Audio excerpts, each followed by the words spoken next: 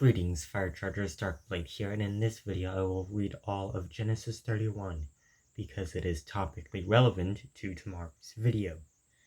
I have it propped up against the wall and I am not physically holding my camera, and hope this will provide a more stable view.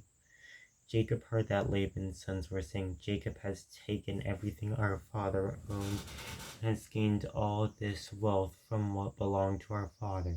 And Jacob noticed that Laban's attitude toward him was not what it had been.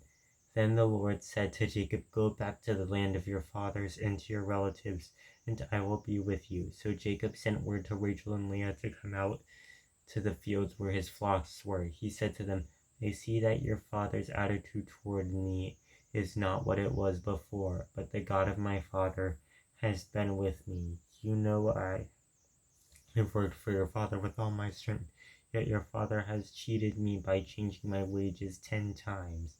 However, God has not allowed him to harm me. If he said, 'The speckled ones will be your wages,' then all the flocks gave birth to speckled young. And if he said, 'The streaked ones will be your wages,' then all the flocks bore streaked young. So God has taken away your father's livestock and has given them to me. In breeding season I once had a dream in which I looked up and saw that the male goats mating with the flock were streaked, speckled, or spotted. The angel of God said to me in the dream, 'Jacob.' I answered, 'Here I am.' And he said, 'Look up and see that all the male goats are mating with the flock are streaked, speckled, or spotted, for I have seen all that Laban has been doing to you. I am the God of Bethel that has been Bethel, where you found anointed a pillar and where you made a vow to me. Now leave this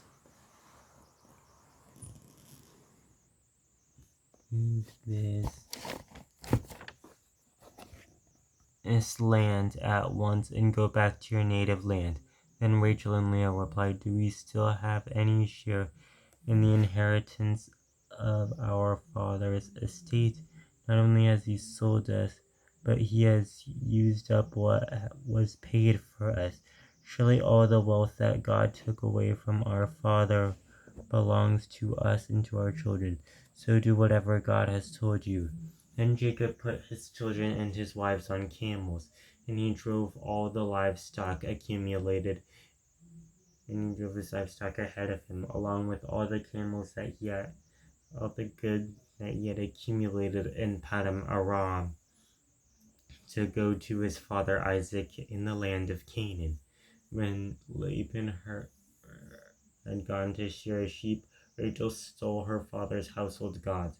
Moreover, Jacob deceived Laban the Aramean by not telling him he was running away. So he fled with all that he had, and the crossing of the river he headed for the hill country of Gilead. On the third day, Laban was told that Jacob had fled, taking his relatives with him. He pursued Jacob for 7 days and caught up with him in the hill country of Gilead. Then God came to Laban the Aramean in a dream to not say anything to Jacob. "Be careful not to say anything to Jacob, either good or bad." And said to him, Jacob had pitched his tent in the hill country of Gilead when Laban overtook him, and Laban and his relatives camped there too. And Laban said to Jacob, "What have you done? You've deceived me, and you've carried off my daughters like captives in war. Why did you run off secretly and deceive me? Why didn't you tell me, so I could send you away with joy and singing and the music of tambourines and harps?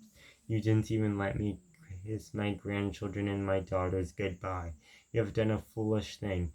I have the power to harm you." But last night the God of your father said, "Be careful not to say anything to Jacob, either good or bad."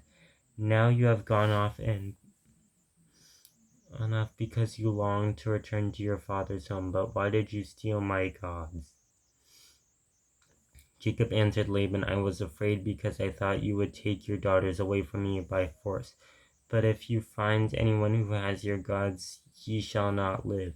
In the presence of our relatives, see for yourself whether there is anything of yours here with me, and if so, take it." Now Jacob did not know that Rachel had stolen the gods. So Laban went into Jacob's tent, and into Leah's tent, and into the tents of the two maidservants, but he found nothing. After he came out of Leah's tent, he entered Rachel's tent. Now Rachel had taken the household gods and put them inside her camel's saddle, and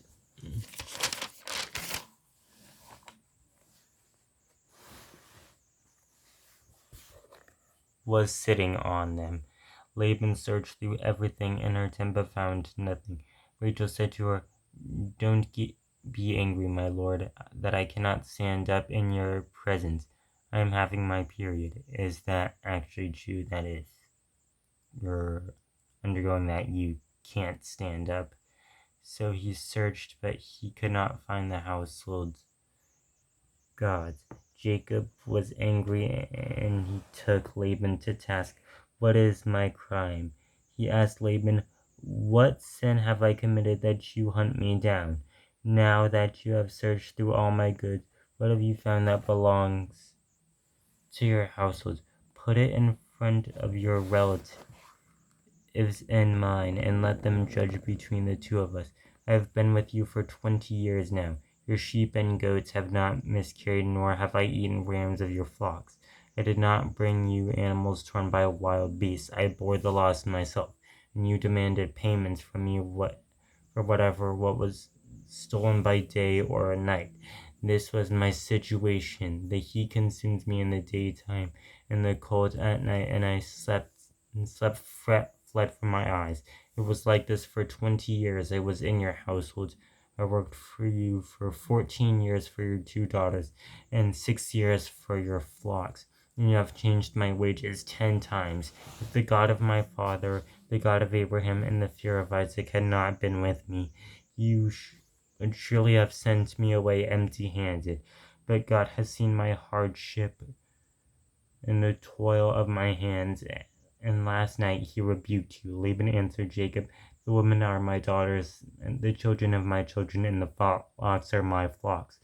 All that you see is mine. Yet what can I do today about these daughters of mine, or about the children they have borne? Come now, let us make a covenant, you and I. Let us serve as a witness between us." So Jacob took a stone and set it up as a pillar. He said to his relatives, "Gather some stones." So they took stones and piled them in a heap, and they ate there by the heap. Laban called it Jegar Hadutha, and Jacob called it Galeed. Laban said, This heap is a witness between you and me today. That is why it was called Galeed. It was also called Mizpah, because he said, "May the Lord keep watch between you and me when we are away from each other. If you mistreat my daughters, or if you take any wives beside my daughters, even though there is no one with us, remember that God is a witness between you and me." Laban also said to Jacob, "Here is this heap, and here is this pillar that I have set up between you and me. This heap is a witness, and this pillar is a witness, that I will not go past this heap to your side to harm you, and that you will not go past this heap and pillar to my side to harm me. May the God of Abraham, and the God of Nahor, and the God of their father judge between us."